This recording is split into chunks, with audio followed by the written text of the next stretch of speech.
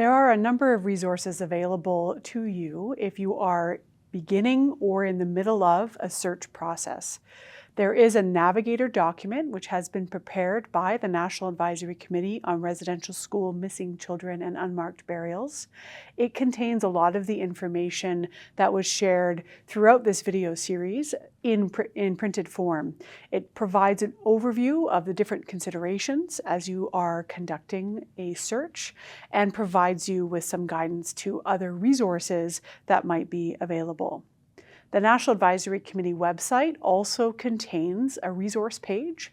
This includes information about all steps of the search process, from gathering survivor testimonies to conducting a ground search to forensic considerations.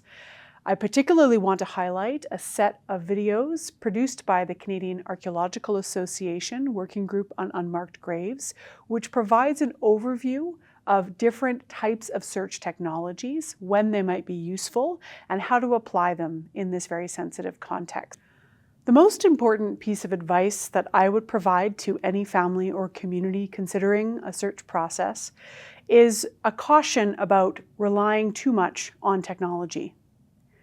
We have seen a lot of communities conducting ground-penetrating radar searches around residential school sites, but technology can't always provide the answers that communities are looking for. There's a lot of uncertainty in a lot of the results, and even under the best conditions, we may not be able to find unmarked graves with either those ground search technologies or even with forensic methods. There may be other ways to bring those children home that don't look to Western science alone in order to find that evidence. I would encourage survivors and family members to be in touch with their own governments and their larger representative bodies.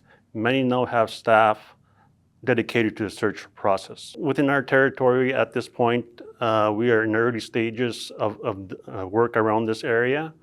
Really what we're doing is approaching communities to get their stories, get their statements of what had happened in the past. And I think what communities should be aware of is to have that respect amongst each other and to have an understanding of what kind of work that is or may be happening. Our people in Nunavut have lived through what we call the Inuit Kaimai Tukangit, which is the Inuit societal values, and two things that come to mind that would help in this area is Aye Katigina, which means a discussion with each other and with respect. Amma takwa IQ atologit iswagayaktut inungnun, which means that Inuit have survived for many years, for centuries, through the IQ process. Thank you. Building a resource base of records, memories, and evidence is about giving voice to the survivors and those who experience the residential school system. And in that voice, we begin to get acknowledgement and knowledge of those experiences. And by that knowledge, by that experience, we begin to recognize that Indigenous peoples are indeed rights-bearing peoples with the equal right to decide their own destinies in life, free of colonial judgment. So having this resource base is the first step towards answering these questions, giving voice to these survivors.